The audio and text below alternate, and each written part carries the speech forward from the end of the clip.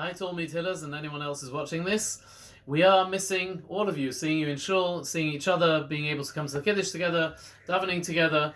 But we look forward very much to being reunited soon in the Shul as a community. We have to start off with something serious, so I just want to tell you something that happened this week in my neck of the woods in Tyneside, where a policeman stopped a man in a car. He was driving somewhere, and he says to him, "Where are you going?" So he said, I'm going to Jeopardy. So he says, there's no such a place.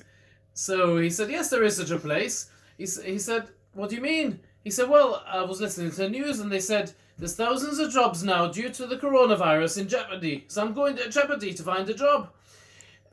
So I think all of us are looking for something in coronavirus during this time, which we can't find. It's not very easy. We feel a little bit lost, a little bit displaced. Like we're not quite sure what to do with ourselves. We're davening, but we're davening at home, not with a minyan. It's really not the same. What is expected of us during this time? What can we do about it? And hopefully we can address one or two of those points today, and in continued video shots. The first thing that's the most important is that we're now in the time when normally people are very, very busy scurrying around the matzah bakeries, whether it's down at MH, whether it's in Yerushalayim, and they're all over the world. And they're running around and worrying and scraping and just getting really busy with the big mitzvah of making sure that those matzahs are absolutely kosher without the slightest possibility of chametz. And the Torah addresses this and it calls it Ushmartem es hamatzahs. You should guard the matzahs.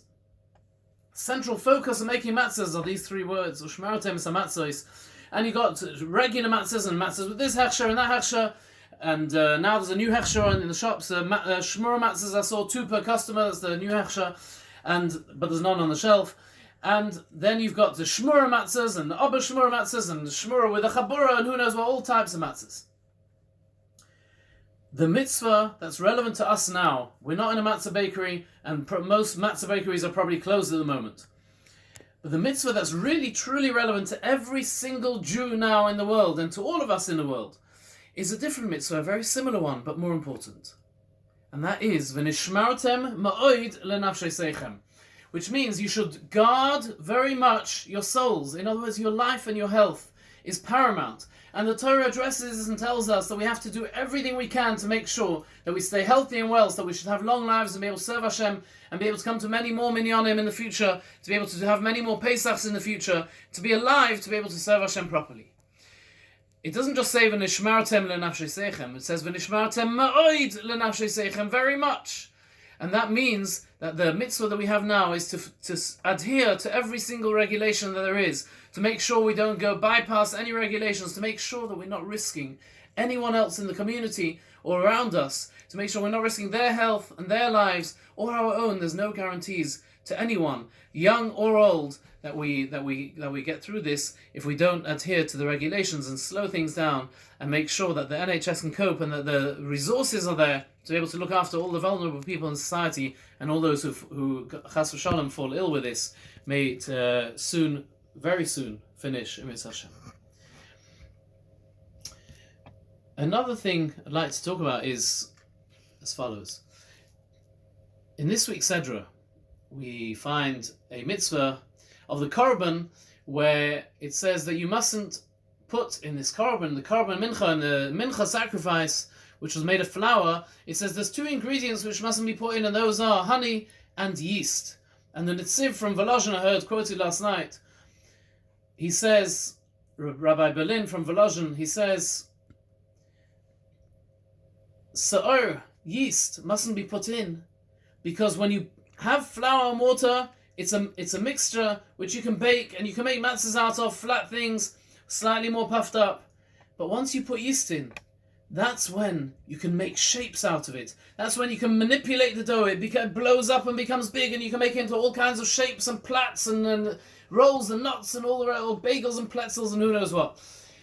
That you can only do once there's yeast in the flour. Then we take control over that dough. It's not just one flat thing that we can do. We can make all sorts of things out of it. We can manipulate it. It's ours, and we can make. We can have artisan bread and etc. Matzah represents the idea that there's nothing whatsoever that we can do. It is flat, there's no air in it whatsoever.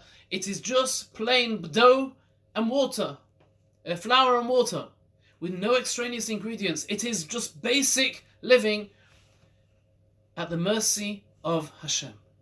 Matzah represents the idea of total subservience to HaKadosh Baruch Hu, of total reliance of HaKadosh Baruch Hu. And during this coronavirus, I think we are all feeling how we are totally powerless. Should we rely on our Prime Minister Boris Johnson just announced this afternoon that he himself has coronavirus? Should we rely on the medical experts, the professor from Imperial College in London, he got it himself? There's no one to rely on. They say there's not enough ventilators, they say there's not enough hospital beds, there's not enough money in the system. There's no one to rely on except for Hashem. And that's exactly what he wants from us. He wants us to be in a position where we realize that we can do nothing. There's no yeast in this. It's not blown up. We have no control, no manipulation over the circumstances. Everyone is walking around scared. People are scared, looking at each other and not even saying hello and walking straight past and keeping meters away from each other. It's an unprecedented state of affairs. The world has never experienced something like this before. It is literally pre-Messianic times, because in the Mishnah, in the end of Soita, it tells us that when the Mashiach comes, there'll be a stage where we feel Ein lanu al mi lehishoin elo al Avinu shebashamayim, prophetic words which describe that we have no one to rely on except on our Father in heaven. That is where we've come to now.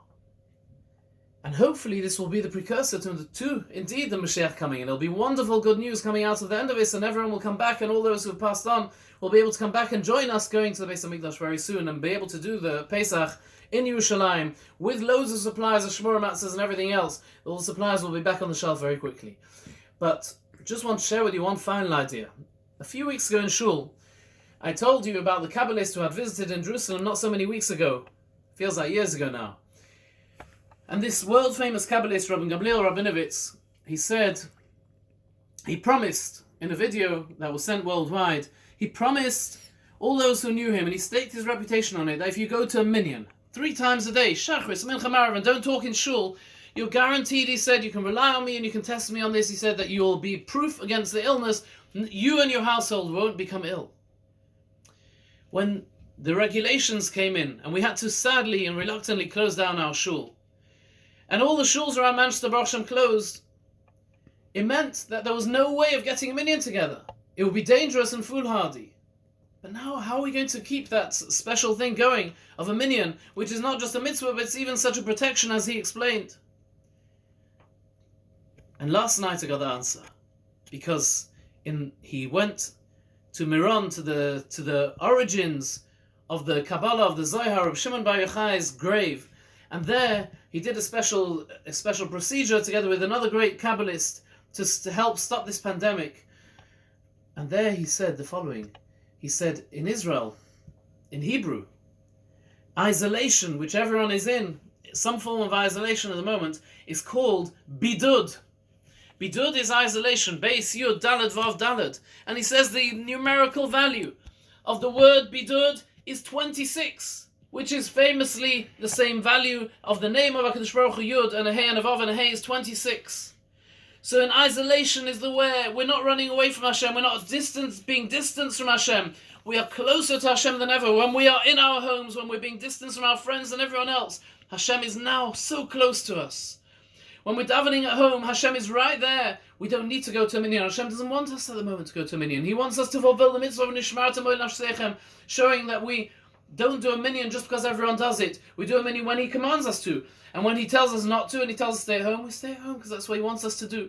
But as far as He's concerned, we're in a minyan. And in fact, the word bodod, I added on, the word bodod, which is the singular of isolation, which is described by Mitzoro, he has to say bodod, he has to stay alone outside the camp. The word bodod, base, dalad, is 10, which is a minyan. So being bodod, being alone, is actually in these circumstances, because that's what Hashem tells us to do it.